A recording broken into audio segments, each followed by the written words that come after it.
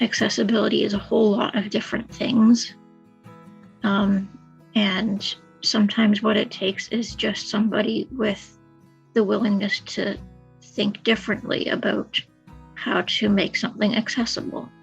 Welcome here today. My name is John Cox, and I'm from Yarmouth, Nova Scotia, from the Yarmouth People First Chapter. We're going to be talking about accessible and inclusive employment.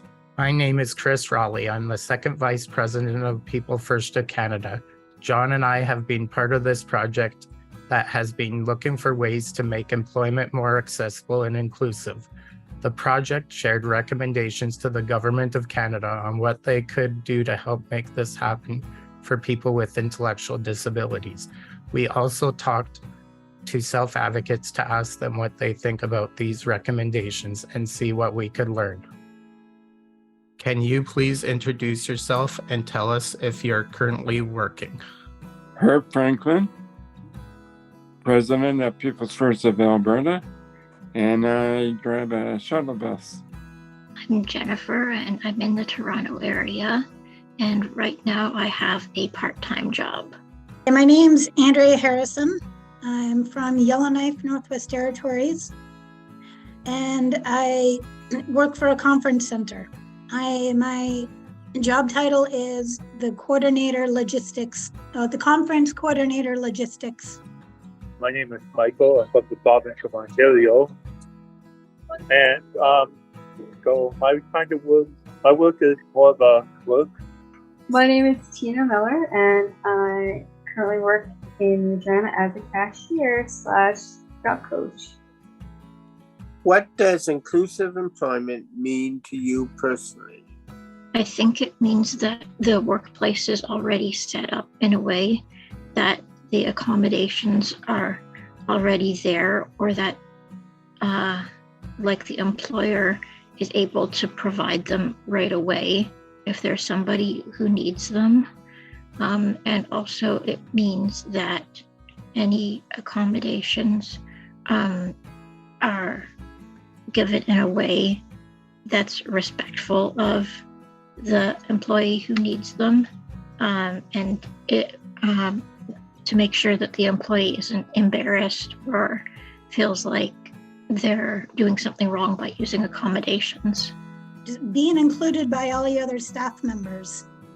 They're there to help you out if you need it. And you're able to work well with them. Treat it as an equal, that there are no barriers, and that you really don't, that you get a little bit of respect from the employer based on your ability to not just how you do your job, but to the best of your ability. Being included and valued in the workplace.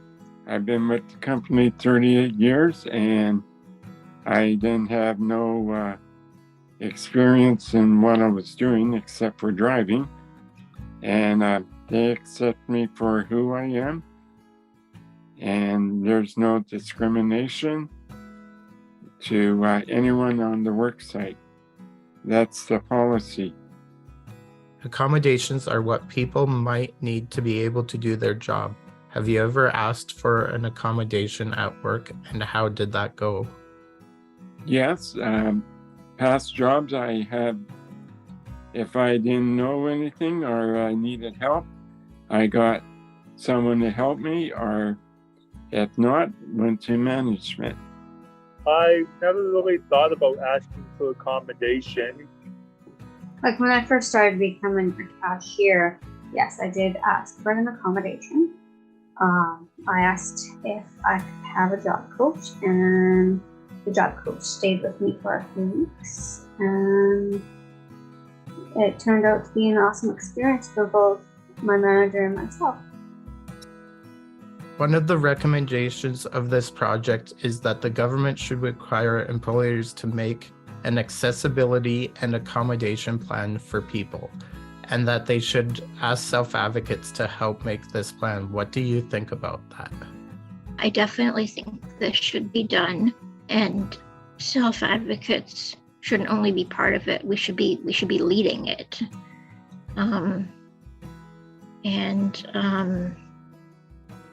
Yeah, definitely agree. So do I.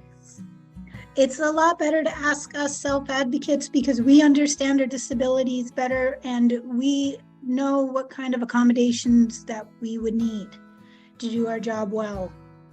Really good that there should be something done about the accessibility, because how does the manager know what the employee needs without having that proper plan, and they can work together as a team to make sure that the individual is successful? How do you talk about accommodations with your employer? My current employer, we had a short video discussion before I officially started, and then I came in for a tour.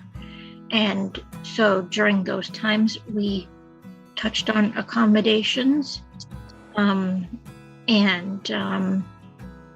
Sometimes I want to say that in like bigger businesses, sometimes they'll have like a formal meeting where everything gets written down. But in smaller businesses, it might be less formal. So sometimes it might be good to make sure that it does get written down even in a smaller business, because people forget stuff accidentally. Talking about how there's accommodations that can be provided for the individual at no cost to the manager, the employee, or the company as a whole. And I just make sure that he is well aware of what I need and make sure that I'm successful. This project is recommending that there should be money and support to create training and education for employers, and the self-advocates should lead this training. What do you think about this? I think it's a really good idea because a lot of employers don't understand disabilities, and if they understood the different types of disabilities everybody has, then maybe they'll be open to hiring more persons with disabilities instead of thinking that none of us want to work or anything like that. Well, self-advocates should definitely lead the training. Nothing about us without us. Yeah, we definitely should lead the training. We're the experts on our own lives. I think it's a great idea to have self-advocates help with the training, and it would be a positive impact on not only themselves but the employers, and make sure that the people that we're training is successful. What kind of training do you think needs to be created? I think it's teaching people that attitudes matter and that ableism exists and people with disabilities do get discriminated against. And here's some ways your organization can avoid the ableism, and recognize that not all disabilities are visible. It's not just about putting in a ramp for wheelchair users. Different people need different things. A lot of employers need to understand that we need plain language and that our instructions need to be straightforward and clear when we're learning something new. What would you think people could learn from you about inclusive employment? I think they could learn that anything is possible. You can do anything you put your mind to, and there's no right or wrong question to ask when it comes to accommodations. And just be yourself, and if you don't feel included, just go to your manager and tell them that you are not feeling that way. It's not always a hard thing to talk about. It's not always scary like some organizations or fellow employees might think. Like, disability isn't a bad word. We're just other people trying to figure out how to do our best. That we do want to work. Persons with disabilities do want to be around other people, do want to be included, and we do want to be seen, and we want people to know that we are out here.